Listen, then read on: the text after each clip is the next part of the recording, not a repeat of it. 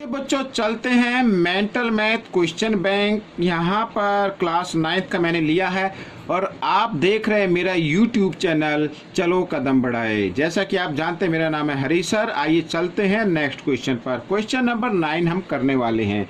देखिए बच्चों यहाँ पर write the type of quadrilateral formed by joining the following points in the Cartesian plane. तो यहाँ पर 3 पार्ट दिए हुए हैं, हमें इसको सोल्व करना है और फाइंड आउट करना है कि किस टाइप का ये क्वाड्रिलेटरल है। ठीक है, आइए करना शुरू करते हैं।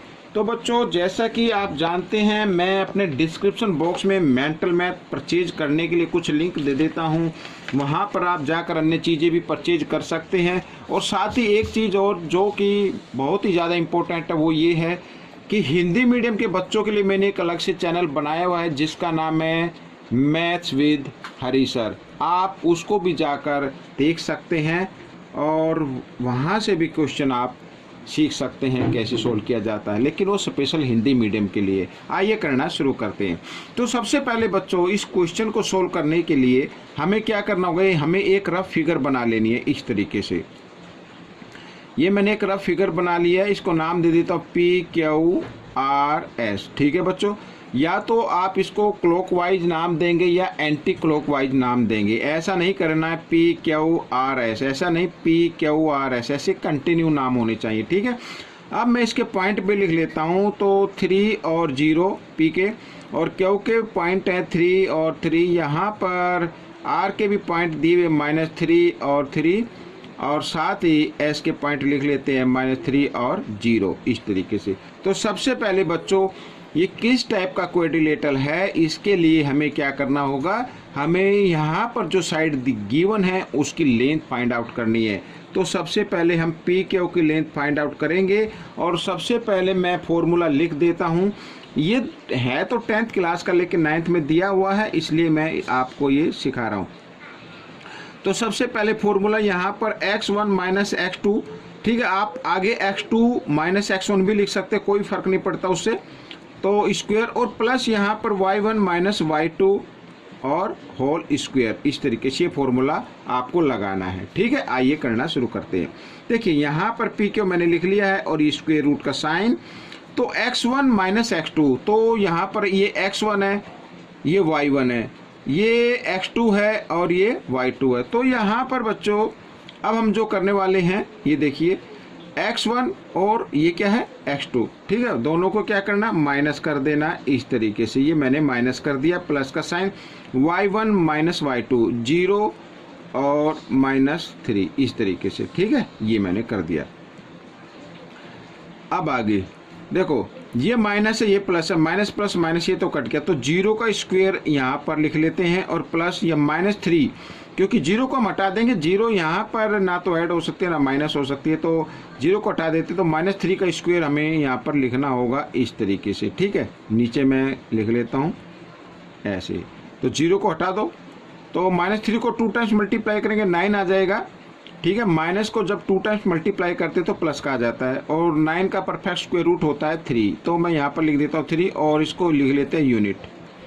तो बच्चों PQ की लेंथ 3 यूनिट आ गई। ठीक है, अब हम आगे कर लेते हैं और निकाल लेते हैं QR की लेंथ निकाल लेते हैं यहाँ पर ये इस तरीके से QR। तो अब हम QR की लेंथ निकालेंगे। देखिए फिर वही x1 - x2, यहाँ पर ये 3 और माइनस ये भी माइनस का है, तो इसको मैं माइनस क्या कर देता हूँ, प्लस कर देता हूँ इस तरीके से। और प्लस यहाँ पर फिर ये आ गया y1 - y2 और इस तरीके से। ठीक है, ये देखिए अब 3 + 3 तो होता है 6 स्क्वायर, और ये माइनस है ये प्लस है, माइनस प्लस माइनस, तो यहाँ पे 0 आ जाएगा। 0 का मैं नहीं लिखूँगा, ठीक है, हटा देते हैं उसको। तो 6 का स्क्वायर होता है 36 और 36 का स्क्वायर रूट होता है 6, तो इसको मैं लिख देता हूँ 6 यूनिट। ठीक है, तो QR की लेंथ आ गई 6 यूनिट। आइए अब हम निकाल लेते हैं SR की। तो बच्चों अगर जब तक आप इस वीडियो को आखिर तक देखेंगे तब तक आप ये सीख पाएंगे कि कैसे सोल्व करना है। ठीक है, यहाँ पर फिर वही x1 और यहाँ पर है लेकिन माइनस दूसरा भी आगे, माइनस का साइन तो ये जो फॉर्मूले में लगता वो है ये वाला, और x2 जो है वो भी माइनस का, तो माइनस माइनस प्लस हो जाएंगे। इस तरीके से ये मैंने कर दिया है। और यहाँ पर फिर वही जो सा कि पहले आया था, तो माइनस प्लस माइनस ये हटा देता हूँ मैं यहाँ पर से, और यहाँ पर -3 को जब 2 टाइम्स मल्टीप्लाई करते हैं 9 आएगा, और 9 का परफेक्ट स्क्वायर रूट होता है 3, तो यहाँ पर लिख देता हूँ 3 यूनिट। इस तरीके से अब हमें जो निकालनी है लेंथ वो PS की निकालनी है। ठीक है बच्चों, यहाँ पर मैं लिख लेता हूँ PS, और इस तरीके से अब हम यहाँ पर लिखने वाले हैं ये देखिए। ठीक है, इसको थोड़ा सा मैं ये कर देता हूँ यहाँ पर ताकि आपको अच्छे से दिखाई दे। तो फिर वही करना है बच्चों, यहाँ पर इसको थोड़ा सा नीचे पहले पॉइंट लिख लेते हैं। तो x1 और -x2, तो ये आ गया माइनस, और माइनस माइनस होता है प्लस, यहाँ पर ये और प्लस, यहाँ पर फिर लिखना है 0, 0 को देखो यहाँ पर 0 लिखी है तो एक बार लिख लेते हैं, बाद में इसको हटा देंगे। तो 3 + 3 यहाँ पर आ गया 6, इस तरीके से 6 का स्क्वायर, और 0 को मैं हटा देता हूँ। तो यहाँ पर बच्चों आ गया 36, और 36 का परफेक्ट स्क्वायर रूट होता है 6, तो 6 यूनिट आ गई बच्चों यहाँ पर। अब आप देखिए यहाँ पर, ठीक है, 2 तो 6 आ गई, और जो 6 आई है 2 3 की यूनिट है, तो इसका मतलब इसकी जो अपोजिट साइड है वो इक्वल आ रही है। ठीक है, तो ये क्या हो गया, एक रेक्टेंगल बन गया। ठीक है, क्या बन गया, रेक्टेंगल। क्योंकि यहाँ पर लिख देते हैं ऐसे लिख लेता हूँ, the opposite sides are equal in length, so it is a rectangle।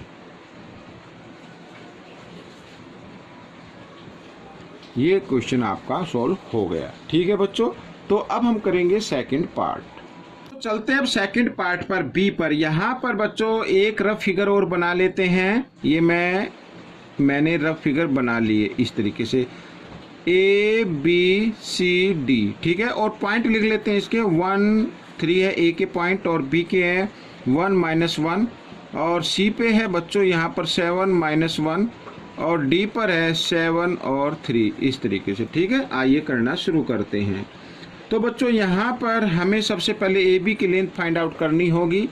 ठीक है, तभी हम फाइंड आउट कर पाएंगे। जब सभी लेंथ हम फाइंड आउट कर लेंगे तभी हमें मालूम होगा कि किस टाइप का ये क्वाड्रिलेटरल है। तो AB, ये देखिए यहाँ पर, तो x1 - x2 मैं लिखूंगा। x1 है 1, और -x2 है हमारा 1, ये भी, और स्क्वायर प्लस यहाँ पर फिर y1 3, और माइनस मान लिख दिया मैंने माइनस, और y2 जो है वो माइनस का -1, इस तरीके से। लेकिन माइनस माइनस क्या हो जाते हैं जब हम इसको ब्रैकेट में रखें, तो माइनस माइनस हो जाएंगे प्लस।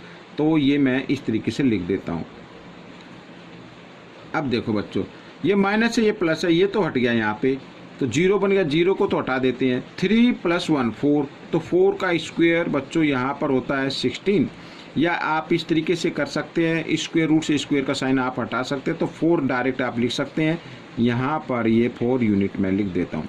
ठीक है, या आप एक काम और करेंगे, 4 को 2 टाइम्स मल्टीप्लाई करो, 16 आ जाएगा, 16। ठीक है, स्क्वायर रूट के साइन के अंदर ये 16 आ जाता है इस तरीके से, और 16 का परफेक्ट स्क्वायर रूट क्या होता है 4, तो ये आंसर आएगा। ठीक है, अब हम करेंगे BC। आइए, तो BC में भी वही करना है आपको, क्या, x1 - x2 इस तरीके से, प्लस y1 - y2। ठीक है, y1 - y2 ये आ गया, लेकिन माइनस माइनस क्या हो जाता है, प्लस हो जाता है, तो मैं इस तरीके से यहाँ पर ये लिख देता हूँ।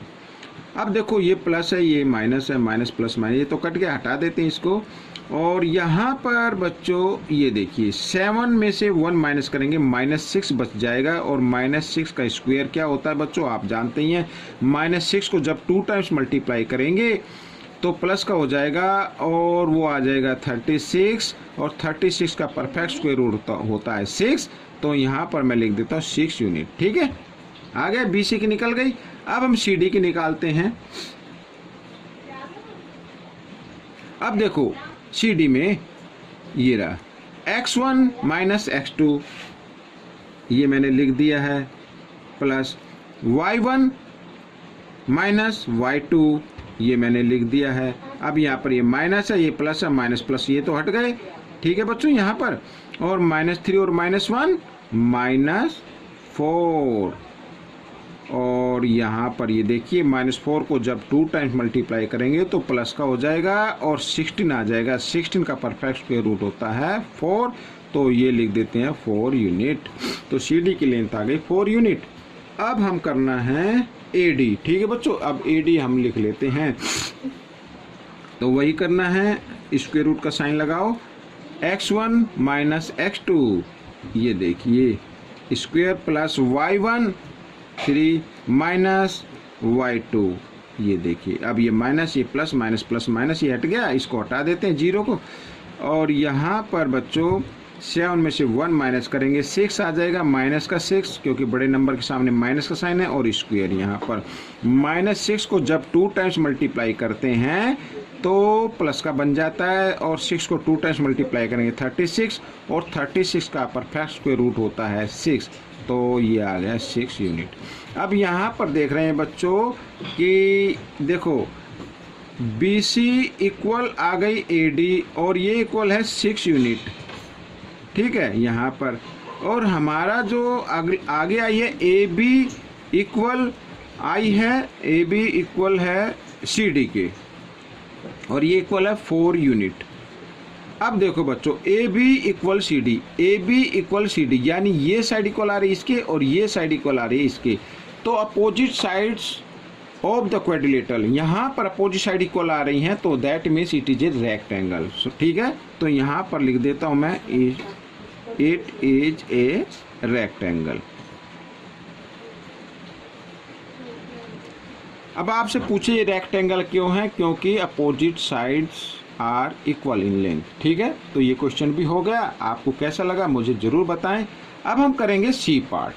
हम सी पार्ट पर, यहाँ पर आप देख सकते हैं, आइए इसके लिए भी एक हम रफ फिगर बना लेते हैं। यहाँ पर ये मैंने बना ली, तो इसको लिखें PQRS। ये मैंने आपको बताया, या तो क्लॉकवाइज लिखना है इस तरीके से, या एंटी क्लॉकवाइज लिखना है। ऐसे नहीं करना PQR की इधर R लिख दे, PQRS, ऐसे नहीं लिखना, गलत हो जाएगा। तो यहाँ पर P के कोऑर्डिनेट पॉइंट है -1 और 0, यहाँ पर आ गए 0 और √3, और इधर है R के 1 और 0, और यहाँ पर है बच्चों 0 और -√3, ठीक है, जैसा कि मेंटल मैथ में दिया हुआ है। आइए करना शुरू करते हैं।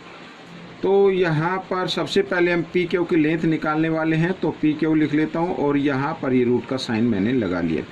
फिर वही x1 -1 और -0 होल स्क्वायर, यहाँ पर प्लस y1 माइनस यहाँ पर y2 और होल स्क्वायर, इस तरीके से। अब 0 को हटा दो बच्चों यहाँ पर, तो -1 को 2 टाइम्स मल्टीप्लाई करेंगे तो 1 आ जाएगा, ठीक है। और प्लस यहाँ पर √3 को जब 2 टाइम्स मल्टीप्लाई करते तो 3 आ जाता है, और 3 और 1 क्या होता है 4, ये √4 आ गया। 4 का परफेक्ट स्क्वायर रूट होता है बच्चों 2। ये आपका आंसर आ गया, इसको मैं यूनिट लिख लेता हूँ, ठीक है। यानी PQ की लेंथ आ गई, आंसर नहीं आया अभी, PQ की लेंथ। अब हमें निकालनी है QR, तो QR यहाँ पर ये देखिए QR में फिर वही करना है, x1 माइनस x2, ये मैंने लिख लिया, प्लस y1 माइनस y2, ये होल स्क्वायर, इस तरीके से। अब देखो बच्चों 0 को हटा दो, -1 को 2 टाइम्स मल्टीप्लाई करेंगे 1 आ जाएगा, प्लस √3 को 2 टाइम्स मल्टीप्लाई किया 3 आ गया, और 3 + 1 हो गया 4, और 4 का परफेक्ट स्क्वायर रूट होता है 2, तो 2 यूनिट मैं यहाँ पर लिख देता हूँ, ठीक है। QR भी 2 आ गई। अब हमें SR निकालनी है, ठीक है, SR। तो SR के लिए भी हम अब कर लेते हैं जल्दी से, x1 minus x2 square plus y1 और माइनस y2, इस तरीके से भी। ये तो बिल्कुल ऊपर वाले की तरह ही आ गया, तो यहाँ पर मैं जल्दी से लिख देता हूँ, -1 को 2 टाइम्स मल्टीप्लाई करेंगे 1 आ जाएगा, और -√3 को 2 टाइम्स मल्टीप्लाई कर दे तो +3 आ जाता है। और यहाँ पर आ गया बच्चों 3 + 1 4, और 4 का परफेक्ट स्क्वायर रूट होता है 2 यूनिट, इस तरीके से। ठीक है, अब हमें निकालना है PS, तो इधर मैं लिख लेता हूँ PS, ये देखिए ऐसे, तो वही x1 - x2 whole square plus y1 0 है, और माइनस हो जाएंगे प्लस, क्योंकि y2 जो है वो माइनस का है, इसलिए मैंने यहाँ पर प्लस का लगा दिया है, क्योंकि माइनस प्लस हो जाते हैं। तो बच्चों देखो यहाँ पर 0 को फिर हटा दो, -1 को 2 टाइम्स मल्टीप्लाई करेंगे 1 आ जाएगा, और +√3 को भी 2 टाइम्स मल्टीप्लाई करते हैं तो 3 आ जाता है, और 3 और 1 होता है 4, और 4 का परफेक्ट स्क्वायर रूट होता है 2, तो ये आ गया 2 यूनिट। अब बच्चों यहाँ पर देख रहे हैं, देखो PQ इक्वल, यहाँ पर QR equal SR equal PS equal 4 unit, 2 unit आ गया।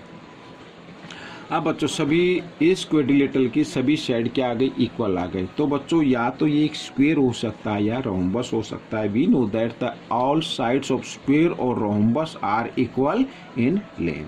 तो बच्चों यहाँ पर हम इसको लिख सकते हैं, इट इज ए रोम्बस। ठीक है, इट इज ए रोम्बस, और यहाँ पर चाहे तो आप स्क्वायर भी लिख सकते हैं, क्योंकि सभी साइड क्या आ गई, इक्वल आ गई। तो बच्चों ये क्वेश्चन सॉल्व हो गए हैं, आपको कैसे लगे मुझे ज़रूर बताएं। इसमें से सीखकर आपको दूसरों को ज़रूर सिखाना है। मिलते हैं अगले क्वेश्चन में, तब तक के लिए आप प्रैक्टिस करते रहे। Thanks for watching this video.